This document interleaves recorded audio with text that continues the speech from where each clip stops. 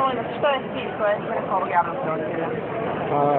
Svrha ovog javnog prosvjeda je da zatražimo od švicarskog veleposlanstva i švicarske države da se ukine zabrana koja je donijeta našem Thompsonu, zabrane ulaska u Švicarsku i ulaska od 3 godine.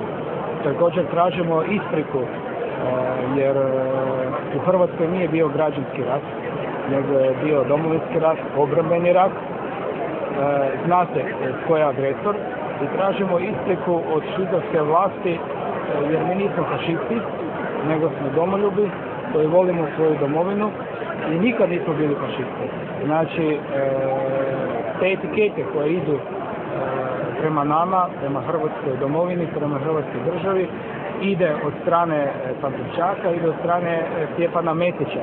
Mi sa zgražanjem, ja kao branitelj Domovinskog rata, dragovoljac Domovinskog rata, zgražanjem moram reći da evo jučer na dan domovinske neovisnosti Stjepan Mesić nagrađuje, odlikuje one koji su nekad bili vodeći čimbenici, znači dužnosnici Jugoslavije, komunističke partije, koji su zatvarali hrvatske domoljube, koji su zatvarali hrvatske građane na Goli otok Lepoglavu samo zato što su volili hrvatsku domovinu.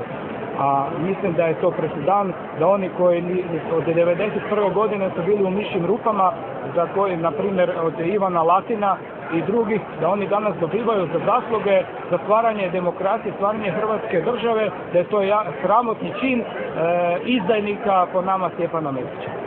Hvala vam lijepa.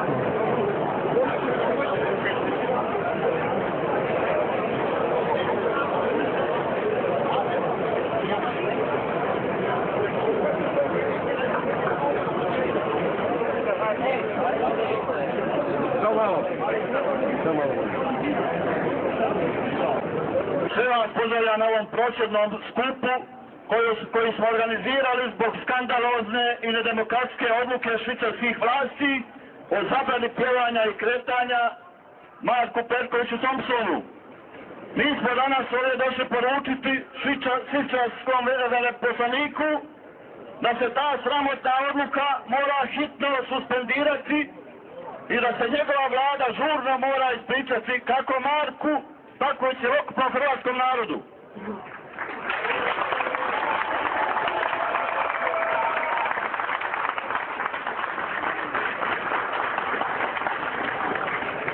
Kvalifikacije koje oni iznose u obrazloženju te odluke su neistinite i uvredljive.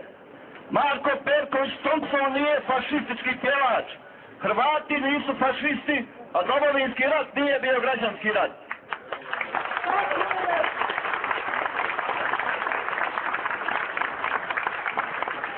Po Švicarcima je krimen ako u početku agresije na Hrvatsku od strane srpskih odmetnika pjeva se protiv njih, a nije krimen ubijanje sada još nenaoružanih Hrvata.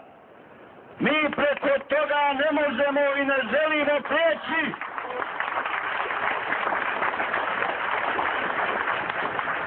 A Švicarska, ako je neutralna zemlja, neka se ne miješa u naš posao sa Srbima, mi to možemo i sami riješiti, hvala Bogu.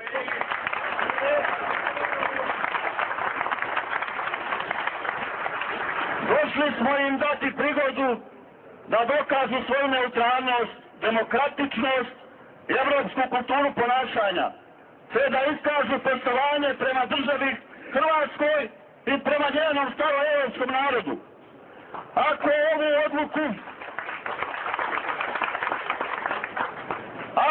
odluku ne povuku, onda ćemo znati gdje nas ostavaju i što misle o nama.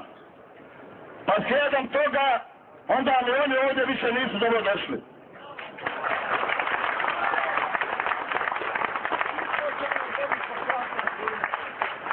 Ali o čemu će vam više danas govoriti naši govornici, kao prvo da